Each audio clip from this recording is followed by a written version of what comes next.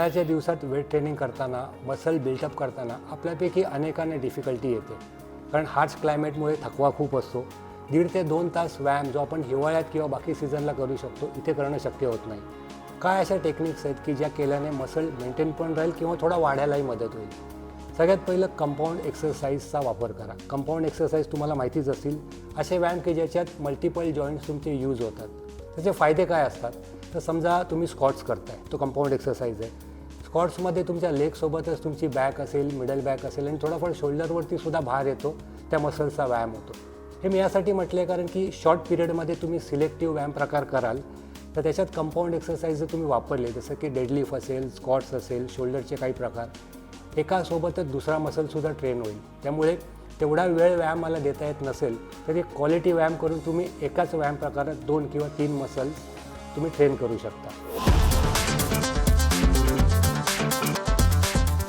Number 2, खूप वेळ व्यायाम करणं शक्य नसतं, त्याच्यामुळे खूप सारे सेट्स आणि आयटम्स आपण मारू शकत नाही.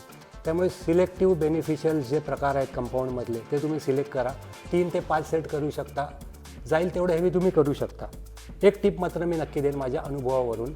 गरमीमुळे होतं काय की आपल्याला थकायलासुद्धा होतं आणि टेम्परेचर वाढलं असतं, त्यामुळे शरीरातून घामावाटे पाणी जात असतं. असंही वॉटर रिटेन्शन होत असतं, जे आपल्याला त्या क्षणी कळत नाही, नंतर त्याचा त्रास होतो. त्यामुळे जास्त रिपिटिशन्सचा व्यायाम या उन्हाळ्यात करू नका. जे लोक कॉम्पिटिशनची प्रिपरेशन करत आहेत ते त्यांच्या कोचच्या सल्ल्याने करू शकतात. मात्र बिगिनर्स असाल किंवा फक्त फिटनेससाठी तुम्ही ट्राय करत असाल तर जास्त रिपिटेशन्सचा व्यायाम याच्यात करू नका. अचानक क्रॅम्प यायची शक्यता खूप असते, कारण मसलचं टेम्परेचर वाढलं असतं आणि बॉडीतून पाणी कमी होत असतं, जे आपल्याला समजत नाही आणि त्याचा त्रास होतो. आणि हो, नेहमी म्हणतो तसं व्यायाम करत असताना, व्यायामाच्या आधी आणि व्यायामाच्या नंतरसुद्धा चांगल्या पद्धतीने पाण्याची पातळी शरीरात मेंटेन ठेवा. ज्यूस असेल, सप्लिमेंट्स असतील किंवा पाणी असेल, पीत राहा आणि त्याच्याने तुम्ही वेट ट्रेनिंग करा. सिलेक्टिव्ह आणि थोडा वेळ वेट ट्रेनिंग करा, पण क्वालिटी वेट ट्रेनिंग करा.